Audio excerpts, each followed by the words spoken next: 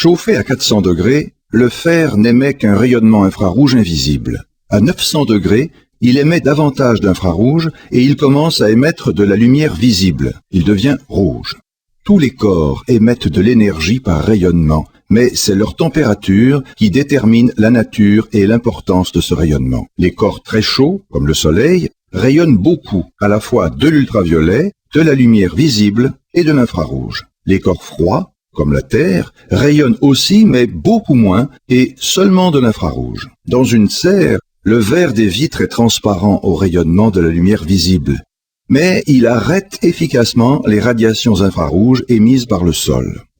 L'énergie à l'intérieur de la serre augmente donc, ce qui se traduit par une augmentation de la température. C'est ce qu'on appelle l'effet de serre. Mais qu'est-ce que l'effet de serre à l'échelle de la planète? Si on parle d'effet de serre, c'est parce que l'atmosphère terrestre joue le même rôle qu'une vitre qui entourerait notre planète. À peu près transparente pour la lumière visible, l'atmosphère absorbe une bonne partie de l'infrarouge.